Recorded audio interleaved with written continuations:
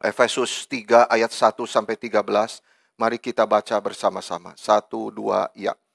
Itulah sebabnya aku ini, Paulus, orang yang dipenjarakan karena Kristus Yesus untuk kamu, orang-orang yang tidak mengenal Allah. Memang kamu telah mendengar tentang tugas penyelenggaraan kasih karunia Allah yang dipercayakan kepadaku karena kamu, yaitu bagaimana rahasianya dinyatakan kepadaku dengan wahyu, seperti yang telah kutulis di atas dengan singkat.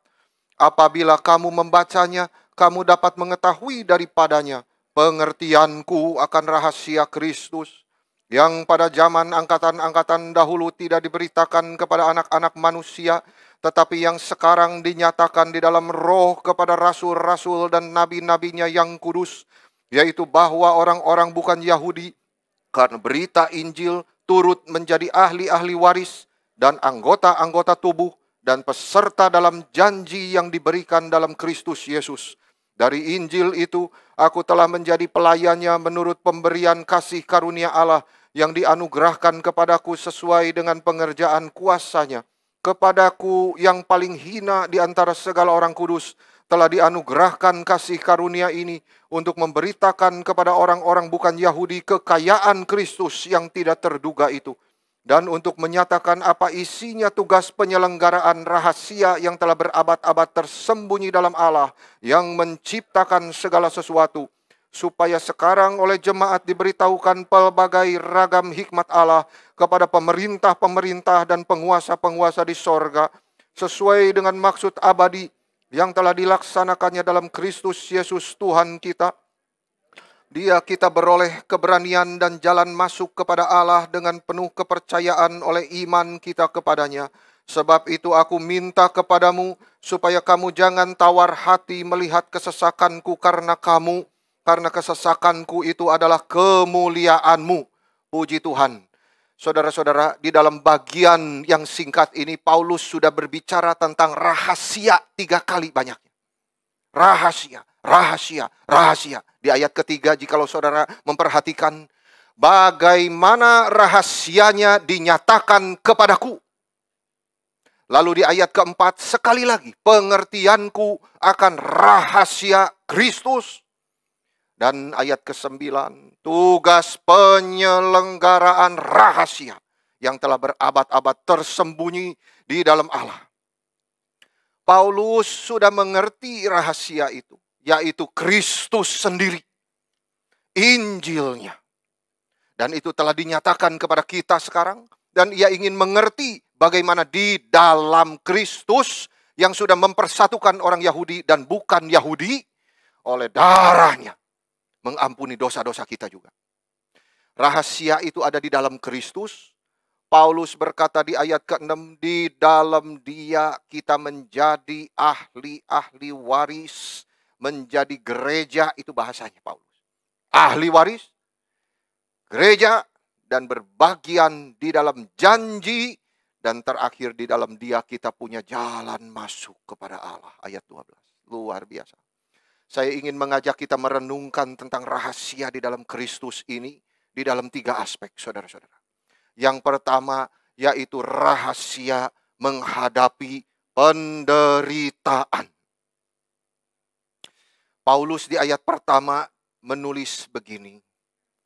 Itulah sebabnya aku ini, Paulus, orang yang dipenjarakan karena Kristus Yesus untuk kamu, orang-orang yang tidak mengenal Allah. Nah, saudara-saudara, di dalam bahasa Inggris ini lebih tepat, lebih gampang dimengerti. A prisoner of Christ. Tawanan Kristus. Aku, Paulus, tawanan Kristus untuk kamu, orang-orang yang tidak mengenal Allah.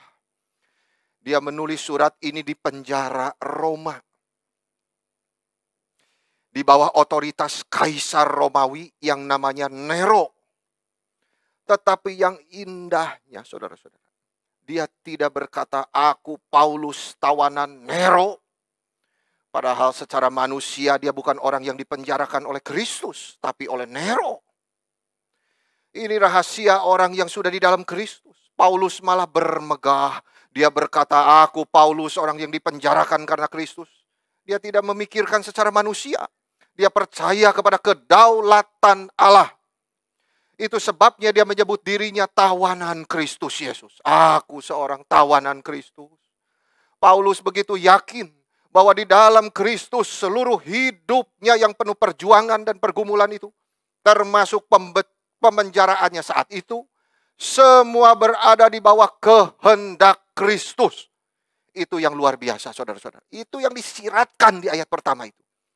Di dalam pikiran Paulus, saudara, Kristus itulah raja yang sesungguhnya. Raja di atas segala raja. Dia yang punya kekuasaan tertinggi, bukan Nero. Saudara-saudara, dengan iman Paulus melihat tahta Kristus di tengah penderitaannya. Itu yang kita harus belajar di dalam segala yang terjadi di dalam kehidupan kita. Christ is my King. Paulus begitu percaya kedaulatan Allah. Tetapi yang selalu menimbulkan pertanyaan di pikiran kita, saudara-saudara, apakah Allah membiarkan umatnya menderita seperti ini? Inikah Kristen? Kenapa Allah mengizinkan umatnya di penjara? Menderita seperti itu. Ini penderitaan orang benar. Kenapa orang Kristen harus menderita di dunia ini? Mari kita belajar, saudara-saudara, apa yang disaksikan di dalam kitab suci. Paulus tidak berbicara, aduh, aku sebenarnya sudah rencana begini begitu. Ternyata gagal, akhirnya masuk penjara. Coba perhatikan bagaimana Paulus berespon. Dia mengajarkan kepada kita semua bagaimana melihat penderitaan di mata Tuhan. Paulus memberikan satu prinsip, saudara-saudara. Mungkin saudara di dalam pencobaan yang berat, ada yang harus duduk di kursi roda seumur hidup. Ada yang harus terbaring di tempat tidur sepanjang sisa hidupnya. Mereka dipenjarakan oleh kelemahan tubuhnya. Kenapa Tuhan mengizinkan hal ini? Tetapi satu prinsip yang penting diberitakan oleh firman adalah ini, saudara. Jika kita menderita karena kita orang Kristen, apapun itu, sakit, penyakit, kekhawatiran, Paulus mengajarkan kita untuk tidak menggerutu. Paulus tidak pernah berkata, Tuhan, capek mengikut engkau. Tuhan, saya sudah berjerih lelah untukmu. Akhirnya ini yang saya dapat. Tidak ada sedikit pun, saudara-saudara. Malah Paulus bermegah. Aku seorang tawanan Kristus untuk orang-orang yang tidak mengenal Allah. Kenapa bisa seperti itu, saudara? Yang pertama, karena dia sadar Tuhan sedang bekerja melalui dia yang sedang menderita. Tuhan tidak pernah meninggalkan kita. Itu janjinya, kasih setianya kepada kita. Orang yang sudah ditebus oleh darahnya. Di dalam suratnya kepada jemaat Filipi 1 ayat 12, saudara-saudara. Saat itu juga dia sedang dipenjara di Roma. Dia berkata begini, saudara, apa yang terjadi atasku ini justru telah menyebabkan kemajuan Injil. Itu yang luar biasa. Pikirannya itu tidak pernah fokus kepada deritanya. Tapi kepada Kristus. Pekerjaan Tuhan.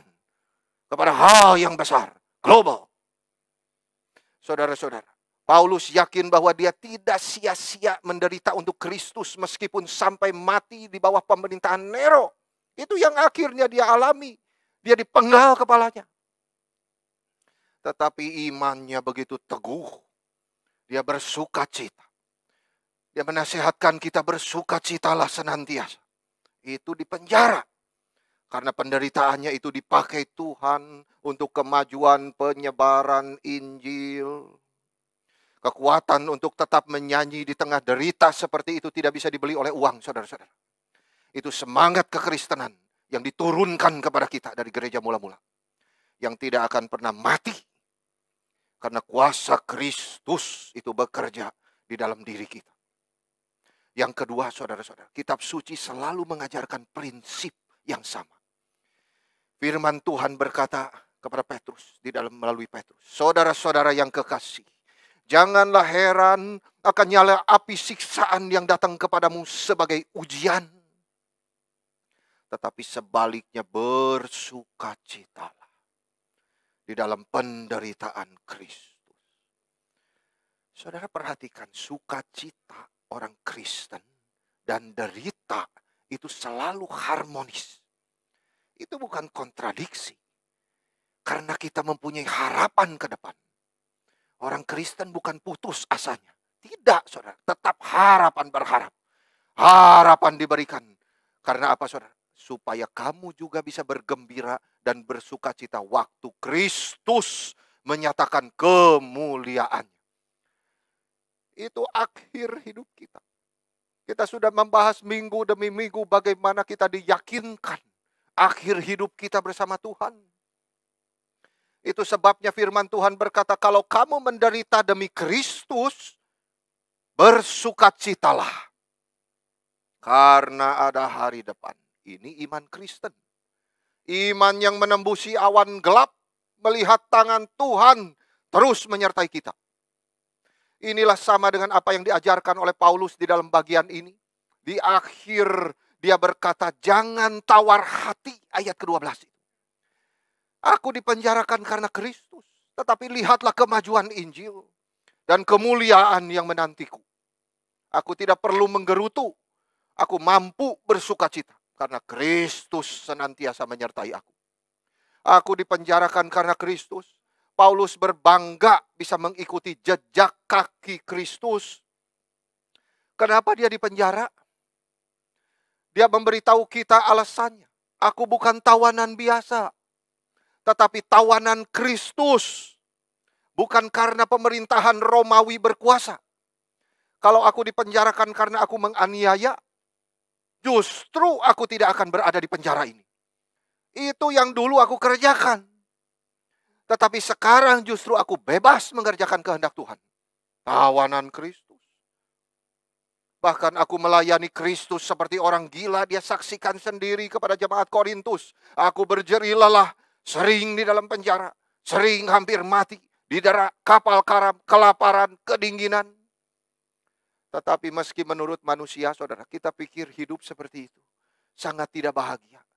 Tetapi Paulus menyaksikan jiwanya bersuka cita karena Kristus. Paulus berkata, aku tawanan Kristus. Dia tidak malu. Dia justru berbangga atas kelemahannya itu. Karena kuasa Kristus itu bekerja di dalam kelemahan dia. Dia sudah menjadi tawanan Kristus sejak ke jalan Damaskus itu. Kristus yang bangkit menampakkan diri kepada dia. Membawa dia kepada pertobatan. Dia melihat Kristus. Dia merasakan cinta Yesus. Dia ditangkap oleh Kristus. Dia dipenjarakan oleh Kristus. Menjadi miliknya. Dan dipanggil menjadi saksi bagi orang bukan Yahudi. Betapa luar biasanya kuasa perjumpaan dengan Kristus. Orang yang sudah bertemu dengan Kristus. Sudah disentuh hatinya.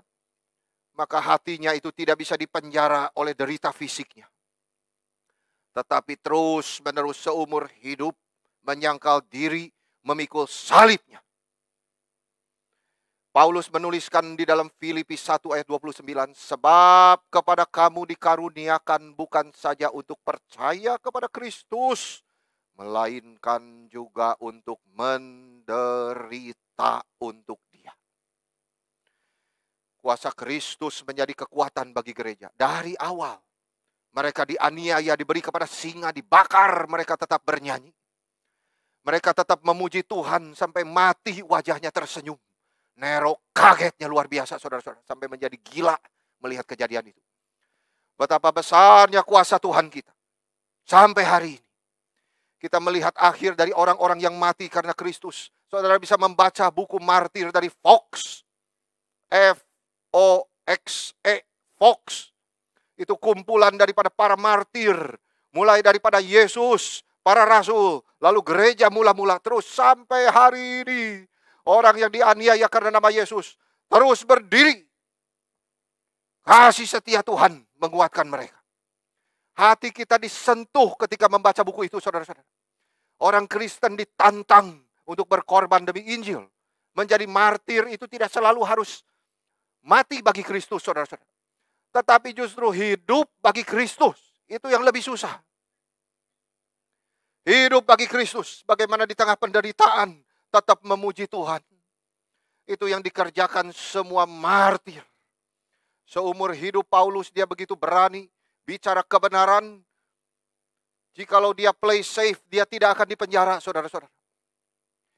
Paulus dipenjara bukan karena berdosa, tetapi karena dia terus khotbah tentang Kristus kepada orang-orang yang tidak kenal Tuhan. Kepada orang-orang bukan Yahudi. Itu sebabnya dia dipenjara. Dia sungguh-sungguh yakin bahwa Kristus mati bagi orang bukan Yahudi seperti ia mati bagi orang Yahudi. Tidak ada perbedaannya. Dia yakin keselamatan hanya ada di dalam Kristus. Itu sebab dia rela mati untuk itu. Kalau dia rela mati untuk Kristus yang sudah mati untuk dia, maka dia berbangga karena itu. Itu luar biasa kuasa Tuhan. Semua pelayanan kita bagi Kristus. Semua pelayanan kita bagi Kristus harus didasarkan karena dia sudah mati bagi dosa-dosa kita. Semua kita yang percaya bahwa Kristus sudah mati untuk dosa-dosa kita juga dipanggil oleh Tuhan. Jangan sampai kita dipenjarakan oleh keadaan sehingga melihat diri tidak bisa apa-apa. Lalu hidupnya menggerutu dan menjadi sia-sia. Paulus berkata hidup adalah Kristus, mati adalah keuntungan. Apakah kita bersukacita di dalam penderitaan? Kalau kita menderita karena kita orang Kristen, kita harus bersyukur dan memuji Tuhan. Karena kita sudah diberi kuasa bukan hanya untuk percaya kepada Kristus, tetapi untuk menderita bagi Dia. Bersyukurlah, bersukacitalah. Sehingga menjadi kesaksian yang hidup kepada orang lain. Di dalam Kristus, Paulus sudah mendapatkan rahasia menghadapi penderitaan. Aku tawanan Kristus Yesus untuk kamu orang-orang yang tidak mengenal Allah. Yang kedua, saudara-saudara, rahasia pelayanan. Paulus di ayat kedua, memang kamu telah mendengar tentang tugas penyelenggaraan kasih karunia Allah yang dipercayakan kepadaku karena kamu. Paulus ingin jemaat Efesus mengerti tentang panggilannya yang luar biasa ini. Supaya jangan keberadaan dia di penjara itu justru menjadi sandungan untuk iman mereka. Jangan kasihan sama saya. Lihatlah pekerjaan Kristus yang terus dikabarkan. Diperkembangkan. Dia ingin Efesus fokus kepada Kristus. Jangan fokus kepadaku. Lihat Tuhan. Aku dipercayakan tugas penyelenggaraan kasih karunia Allah. Anugerah Tuhan telah diberikan kepadaku sehingga aku menjadi rasul. Sama seperti rasul yang lain. Aku telah menjadi pelayannya. Saudara, Paulus telah memberikan hidupnya sebagai persembahan yang hidup kepada Tuhan. Sehingga seluruh energinya, waktunya semua dipersembahkan kepada Tuhan. Itu dia artinya dia mau menjadi pelayan penyelenggaraan kasih Allah. Sehingga seluruh hidupnya, waktunya, pikirannya dipersembahkan kepada Tuhan. Meskipun aku di penjara, aku bukan tidak ada gunanya. Meskipun dia sekarang tidak bisa berjalan-jalan mengabar Injil lagi, tetapi dia masih bisa menulis. Dan Tuhan pakai tulis saja menjadi kitab suci. Itu Paulus tidak pernah tahu saat itu, saat dia menulis. Mungkin kita tidak seperti Paulus, saudara. Tapi berapa banyak saudara yang sedang dipenjara hidupnya. Tuhan juga masih mempercayakan tugas kepadamu. Tuhan bisa memakai engkau. Persembahkanlah hidupmu kepada Tuhan. Seluruh kekuatan, pikiran, dan waktumu. Jangan menyia-nyiakan hidupmu. Paulus dipercayakan rahasia Kristus itu, yaitu Injil. Paulus di ayat keempat, kamu baca surat-suratku. Kamu akan mengetahui pengertianku tentang rahasia Kristus. Rahasia Kristus, apa artinya saudara? Itu yang dulu telah diberitakan. Tetapi sekarang dinyatakan di dalam roh kepada para rasul dan para nabi. Artinya saudara, bukan dulu tidak diberitakan di zaman perjanjian lama. Tetapi dulu tidak diberitakan seperti sekarang sudah diberitakan. Jadi ada progresnya. Makin jelas. Dulu masih samar-samar, sekarang menjadi makin jelas. Ini bukan rahasia di dalam arti hurufiah seperti di dalam Inggris. Kalau diterjemahkan rahasia ini, saudara, misteri, itu sesuatu yang gelap, kabur, tersembunyi, tidak jelas, membingungkan. Tetapi Paulus menggunakan di dalam bahasa Yunani, saudara, misterion. Itu kata yang dipakai oleh Paulus itu berbeda pengertiannya. Meskipun tetap rahasia, tetapi sudah terbuka. Di dalam arti tidak lagi dijaga dengan ketat rahasia itu. Di dalam kekristenan tidak ada misteri yang dikhususkan untuk elit rohani. Di dalam gereja tidak ada yang namanya Kristen superior. Paulus dulu sebelum bertobat seperti itu, dia melihat dirinya lebih tinggi dari orang lain. Saya puasa, saya Israel sejati, saya Farisi, saya disunat. Tetapi coba dengar setelah dia bertemu dengan Kristus. Ini salah satu ayat yang paling saya sukai, saudara-saudara, di dalam Galatia. Aku sama sekali tidak mau bermegah kecuali di dalam salib Tuhan kita, Kristus Yesus. Ini Kristen. Saudara sudah bermegah di dalam Kristus? Atau saudara bermegah di dalam hartamu, di dalam kepemilikan? Aku sama sekali tidak mau bermegah kecuali di dalam salib Tuhan kita, Christ Jesus. Di dalam kekristenan rahasia adalah kebenaran yang meskipun di luar penemuan kita telah diungkapkan oleh Tuhan. Itu anugerah. Di dalam anugerahnya sekarang menjadi milik seluruh gereja. Bukan kehebatan kita, jangan menyombongkan diri. Rahasia yang dulu masih samar-samar sekarang diungkapkan oleh wahyu Tuhan kepada Paulus. Apa rahasia Kristus yang diungkapkan itu? Itu adalah Kristus sendiri. Itu pesan Injil. Itu yang menunjuk kepada Tuhan Yesus Kristus bahwa di dalam Dia, oleh darahnya, kita beroleh penebusan. Dosa kita diampuni. Di dalam Dia tidak ada lagi pemisahan Yahudi dan bukan Yahudi. Rahasia itu sudah jelas. Tidak ada yang boleh superior di atas orang lain. We are all the same. We are the church. We are the sinners. Kita semua adalah perkumpulan orang berdosa yang mendapatkan anugerah dari Tuhan.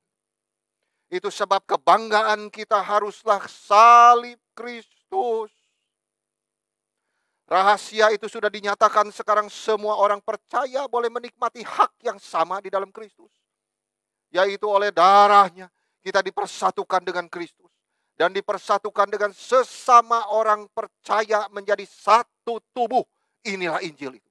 Inilah rahasia Injil itu. Saudara, sadarlah anugerah keselamatan di dalam Kristus. Saudara mungkin kaya atau miskin, tetapi saudara perlu keselamatan. Saudara mungkin berpendidikan tinggi, pandai, berbakat besar, tapi saudara butuh Kristus. Hanya Kristus mati untuk dosamu.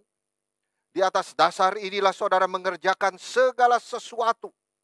Berbisnis, studi, apapun itu, in Christ Jesus.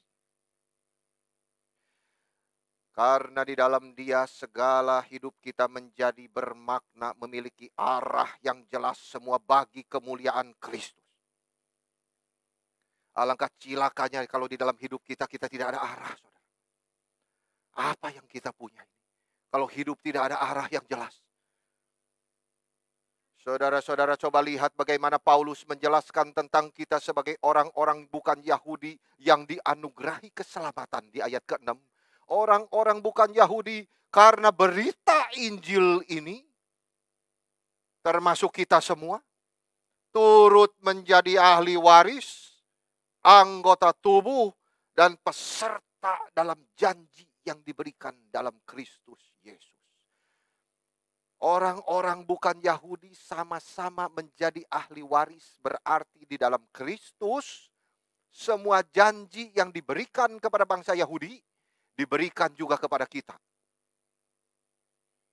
yang bukan orang Yahudi. Yang kedua, orang-orang bukan Yahudi dijadikan anggota tubuh. Itu artinya di dalam Kristus kita juga boleh menjadi anggota gereja Tuhan. Yang ketiga, akhirnya mereka menjadi peserta dalam janji, artinya di dalam Kristus kita semua menerima keselamatan yang penuh. Paulus menyadari bahwa dia sendiri pun diselamatkan oleh Kristus melalui Injil. Dia sadar rahasia itu dinyatakan kepada dirinya sendiri di jalan ke Damaskus. Itu selalu menjadi poin dia. Kalau saudara meneliti tulisan Paulus, dia selalu mengingat panggilan dia. Bagaimana dia diselamatkan, bertemu dengan Tuhan itu. Dalam Kisah Rasul, ia menceritakan begini, saudara, saya bacakan dengan merangkum untuk saudara semua. Ketika aku mau menganiaya pengikut jalan Tuhan di Damsyik, dan dalam perjalananku ke sana, ketika sudah dekat Damsyik, siang itu tiba-tiba cahaya turun dari langit mengelilingi aku. Dia selalu ingat itu. Kristus yang menampakkan diri kepadanya, menawan dia. Sejak itu dia menjadi tawanan Kristus, dia menjadi milik Kristus. Tetapi tidak berhenti di situ, saudara. Apa yang terjadi selanjutnya? Dia menjadi pelayannya. Paulus di ayat ke-7, bagian ini. Dari Injil itu aku telah menjadi pelayannya. Menurut pemberian kasih karunia Allah yang dianugerahkan kepadaku sesuai dengan pengerjaan kuasanya. Jadi Paulus menjadi Kristen karena anugerah. Ya, berita Injil itu sudah sampai kepadaku di Damaskus. Kita juga menjadi Kristen karena anugerah. Saya tidak tahu kapan saya, saudara-saudara, waktunya, tepat harinya. Saudara juga mungkin seperti itu. Tidak menjadi masalah. Tetapi Kristus itu yang telah menawan hati kita. Membawa kita kepada dia. Dan Paulus tidak pernah sekalipun melupakan anugerah yang besar itu. Demikian juga kita tidak boleh lupa anugerah Tuhan yang menyelamatkan kita. Paulus dan Injil menjadi begitu dekat, saudara. Hidupnya untuk Injil. Dia sadar dia dianugerahi menjadi ahli waris, menjadi anggota gereja Tuhan, dan diberikan keselamatan oleh Kristus. Itu sebab di dalam Roma dia berkata, aku berhutang mengabarkan Injil kepada semua orang. Baik terpelajar ataupun tidak. Ini prinsipnya di dalam kitab suci. Kita diselamatkan bukan tanpa harus mengerjakan sesuatu. Jika kita sudah menerima anugerah keselamatan, pasti tidak berhenti di situ, saudara. Hanya menikmati anugerah itu saja. Ada tugas yang harus kita kerjakan. Coba lihat Paulus yang menulis surat ini. Setelah dia menerima rahasia Injil, bahwa dia sudah ditawan Kristus, menjadi miliknya, dia dipercayakan tugas. Jadi tugas itu tidak lepas dari respon dia terhadap keselamatan yang sudah dia terima. Itu letak di dalam Kisah Rasul 22 ayat 10. Saya bacakan untuk saudara. Setelah dia bertemu dengan Kristus dan diselamatkan, maka respon dia apa, saudara? One sentence. Tuhan, apakah yang harus kuperbuat? Iman itu bukan tanpa perbuatan, saudara-saudara. Setelah kita beriman, kita harus berbuat sesuatu untuk Tuhan. Tanya Tuhan, what do I have to do, Lord? Ini kalimat yang harus kita renungkan dengan sungguh-sungguh. Begitu indah respon Paulus. Dia sadar dia menerima Injil di situ karena anugerah. Dia sadar dia dulunya penganiaya dan pembunuh orang Kristen. Dia ingat itu, dia tuliskan, saudara. Tetapi di dalam anugerah Tuhan dia bangun. Dia berbicara, sekarang aku dikasihani. Darah Kristus yang mulia sudah dialirkan untukku. Aku boleh menjadi ahli waris. Aku boleh menjadi anggota gereja Tuhan. Aku boleh menerima janji keselamatan itu di akhir zaman. Dan kemudian respon Paulus, Tuhan, apakah yang harus kuperbuat? Ketika dia sudah buta, saudara, saat itu cahaya begitu terang. Matanya tidak bisa melihat dunia. Baru jiwanya bangun. Dia melihat rahasia Kristus. Kemuliaan salib Injil yang mulia itu justru ketika matanya sudah buta 3 hari. Saya sering mengingat Fanny Crosby, saudara-saudara, yang matanya buta sejak kecil. Tadi lagu puji-puji itu dia yang tulis. Dia buta, saudara. Justru dia sadar tugasnya dari Tuhan. Dia tidak duduk nangis-nangis menggerutu kepada Tuhan. Tidak, saudara. Dia bertanya, apa yang harus kuperbuat bagimu, Tuhan? Itu sebabnya seluruh hidupnya dia persembahkan untuk Tuhan. Waktunya, energinya dia serahkan kepada Tuhan.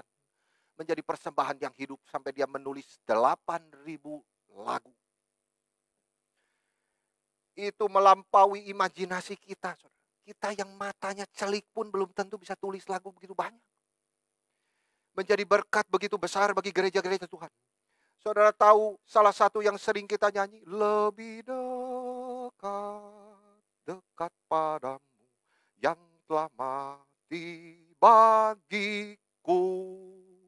Lebih dekat salibmu di aliran darahmu. Itu Fanny Crosby.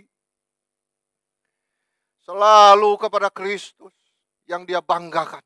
Dia tidak malu, dia buta. Dia bilang, kalau aku ada kesempatan besok sembuh, aku tidak mau. Ini mengagetkan kita, saudara-saudara. Kenapa? Karena aku akan pakai mataku lihat kecantikanku. Jadi pasti tidak bisa tulis sebaik sekarang. Berapa banyak waktu kita diganggu oleh mata kita, saudara. Sehingga kita tidak bisa berespon kepada Tuhan. Crosby dengan iman yang begitu penuh pengharapan. Berkata begini, saudara. Nanti sampai di surga, aku akan sangat bergembira. Karena yang pertama kali aku lihat adalah Kristus penebusku. Muka dengan muka. Dia meskipun buta telah menggunakan waktu sebaik-baiknya. Tulis lagu, tolong orang miskin.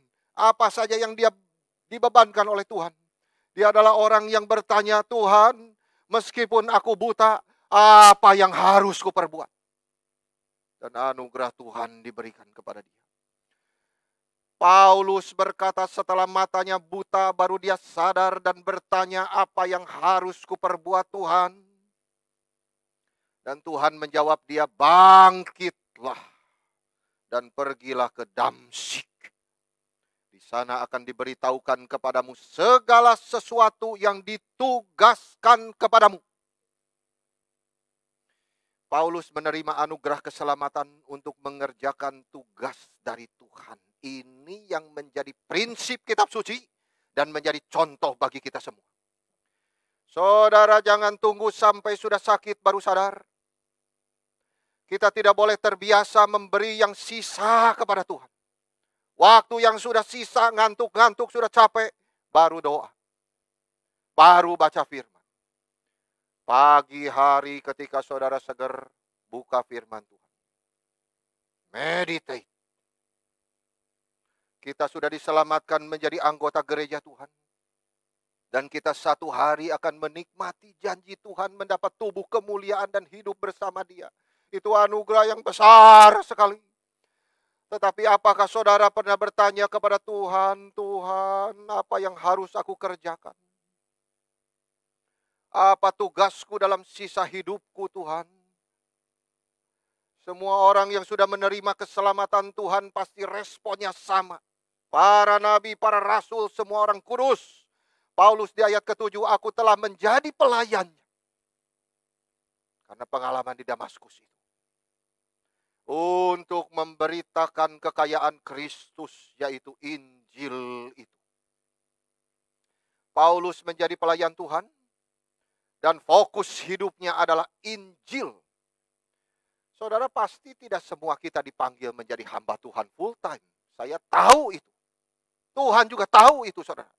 Tetapi kita yang sudah diselamatkan, apapun yang kita kerjakan tidak lepas dari Injil. Fokus kita harus kepada Kristus dan Injilnya. Karena kita hidup karena itu. Saudara masih ingat pembahasan kita? Bahwa jikalau orang hidup tanpa Injil adalah zombie. Saudara-saudara, seperti mayat yang hidup. Kita tidak begitu. Kita orang yang hidup karena kita sudah dibangkitkan oleh Tuhan. Itu sebab fokus kita adalah Injil. Kita mengerjakan apapun di dalam dunia tidak lepas Kristus selalu menjadi fokus kita. Karena di dalam Dia apa yang kita kerjakan menjadi bermakna. Setelah Paulus, saudara-saudara, menerima Tuhan, barulah dia sadar. Apa yang dulu kuanggap untung, sekarang kuanggap rugi. Karena pengenalanku akan Kristus jauh melebihi itu semua. Berarti, saudara, Paulus bukan membuang pengetahuannya. Tidak, pengetahuannya tetap banyak dia pakai mengabari Injil. Tetapi yang berbeda, motivasi hatinya.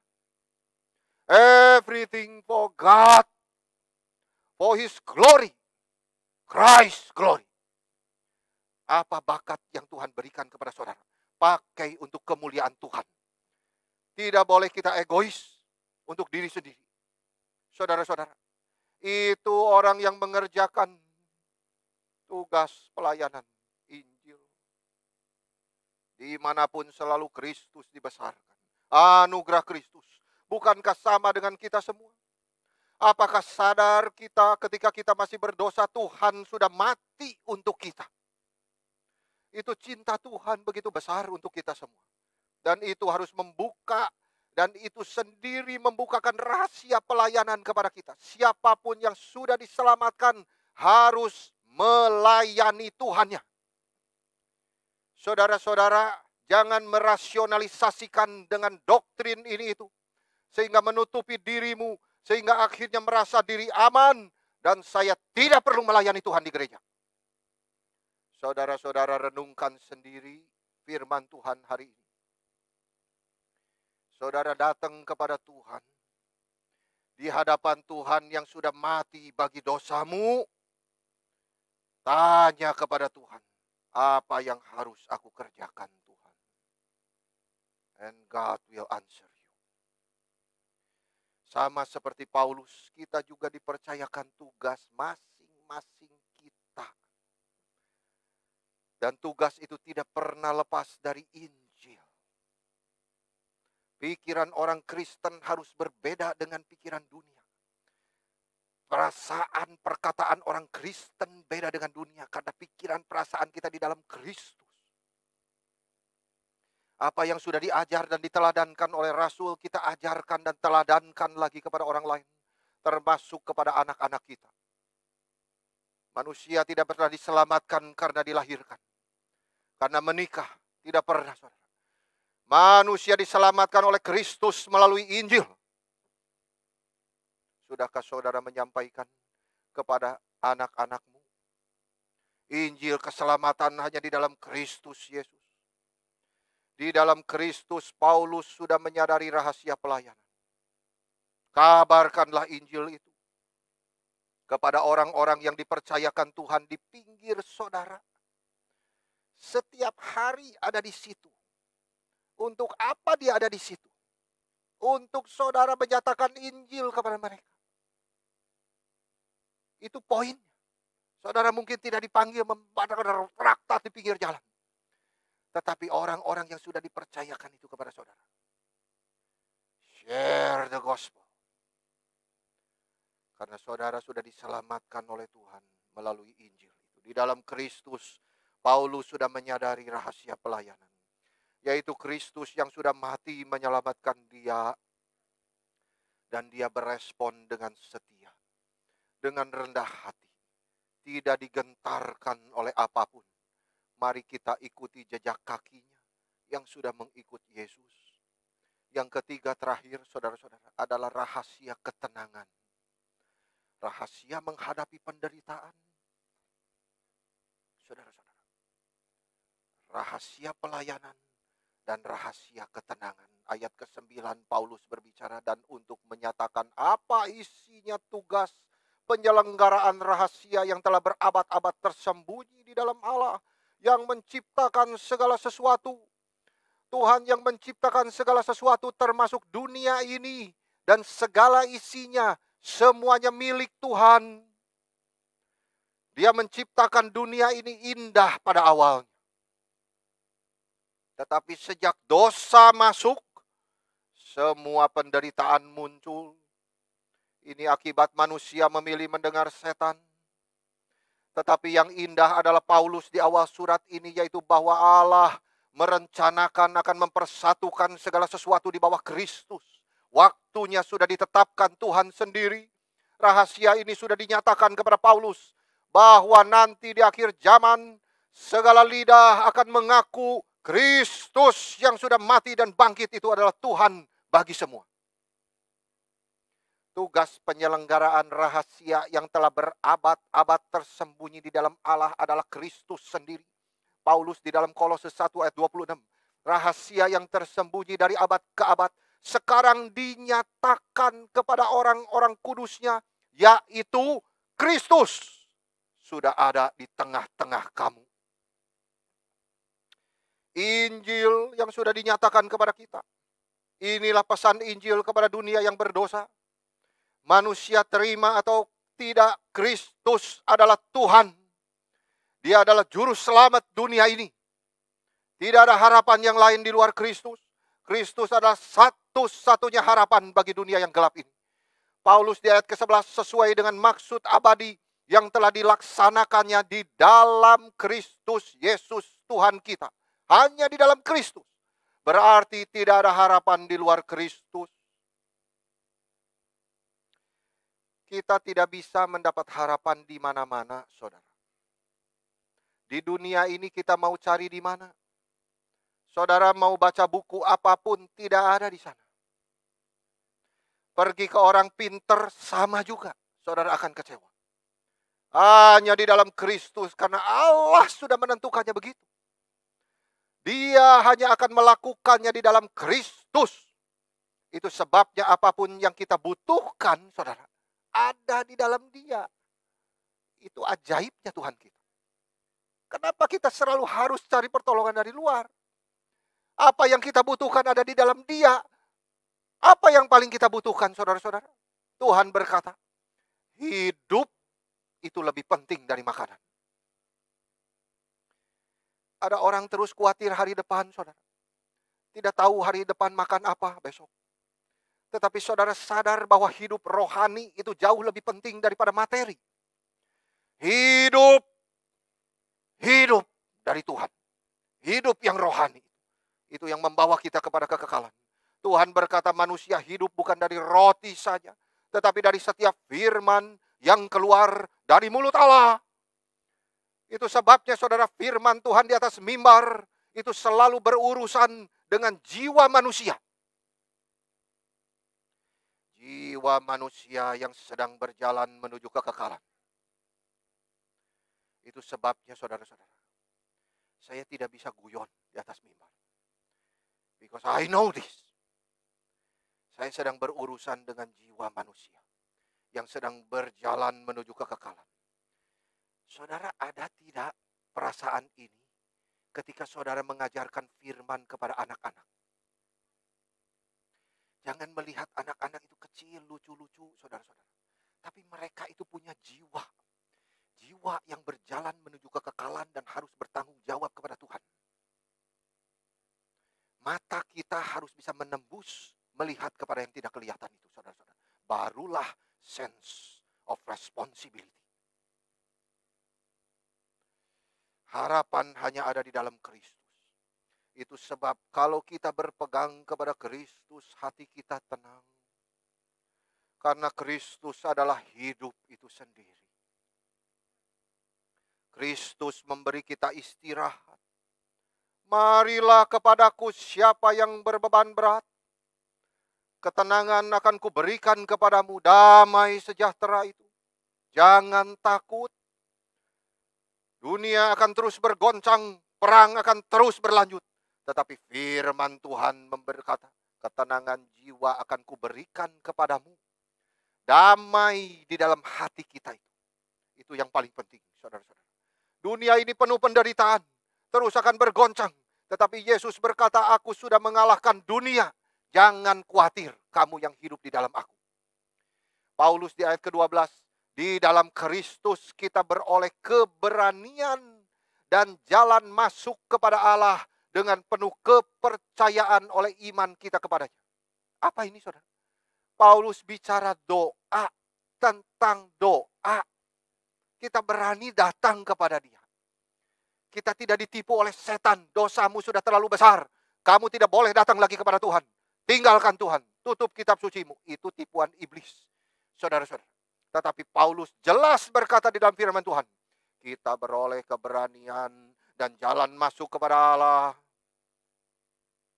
Bagaimana kita yang berdosa berani datang ke hadapan Allah yang begitu kudus? Hanya satu jawaban, saudara-saudara.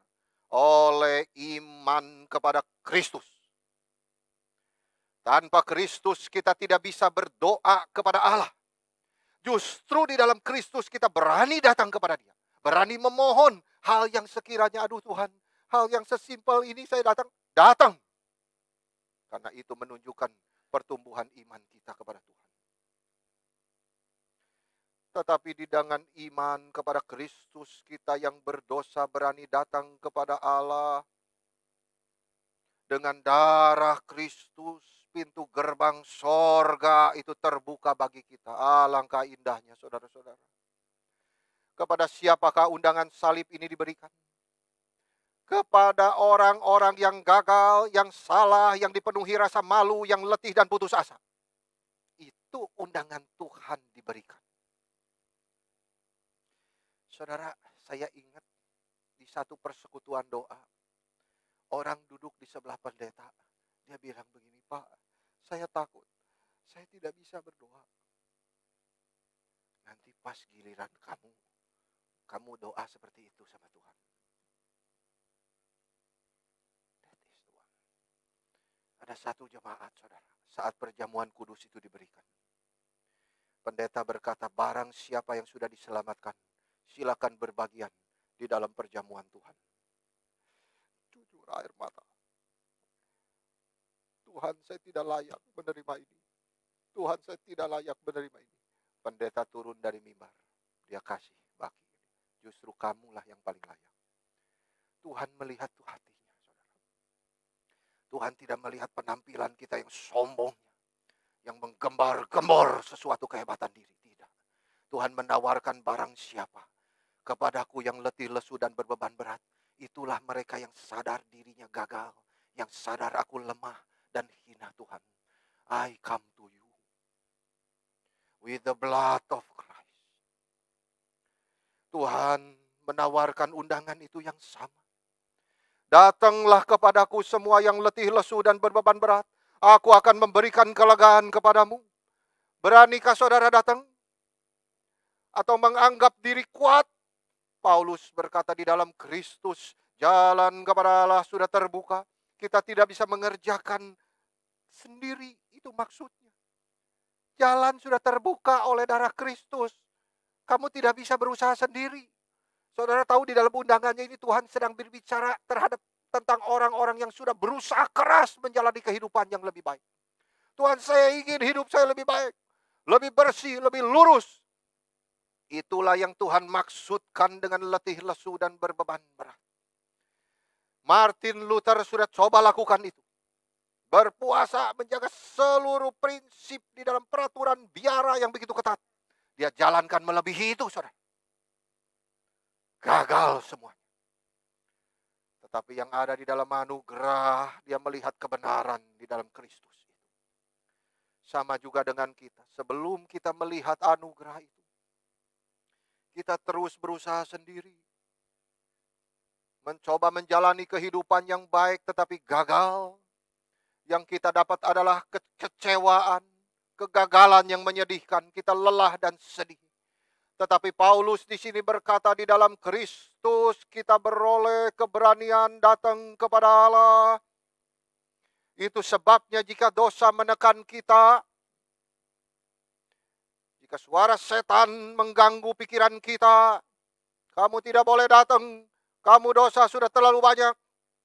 Katakan kepada diri kita, sama seperti Paulus, ya aku memang orang berdosa, tetapi Kristus sudah mati bagiku.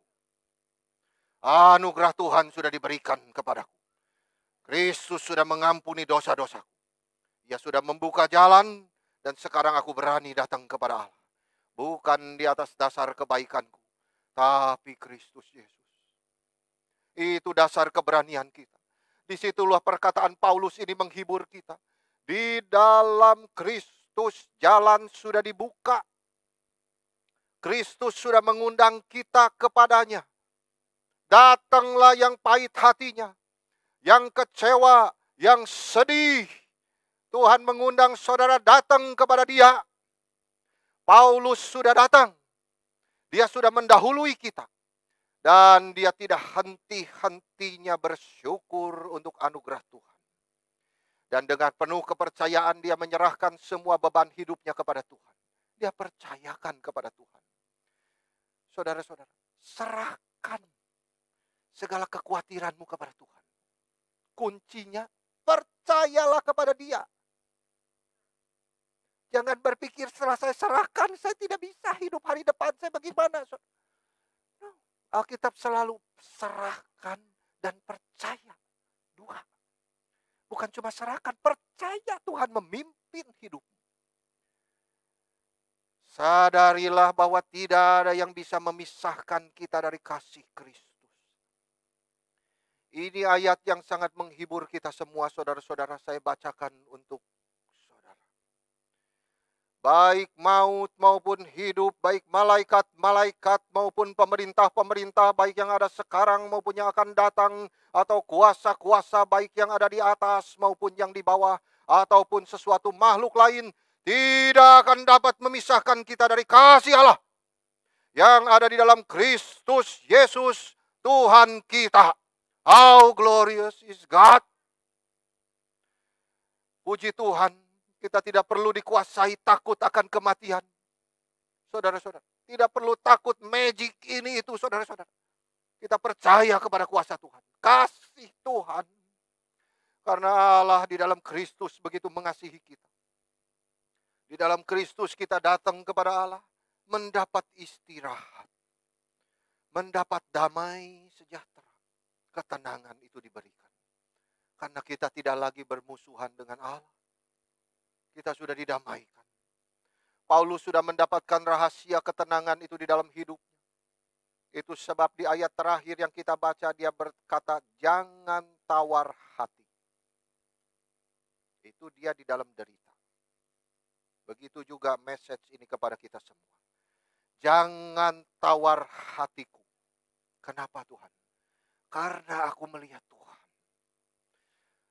Aku bersuka cita di dalam Tuhan. Yang sudah memimpin hidup Paulus juga. Memimpin hidup kita. Paulus ingin sukacita memenuhi hati kita. Jangan tawar hatimu. Jangan takut. Karena tidak ada yang bisa mengambil berkat ketenangan damai sejahtera itu di hati kita. Kita menjadi milik Kristus. Sudahkah saudara mendapatkan Kristus? Sudahkah Injilnya saudara dengar? Kristus mati bagimu.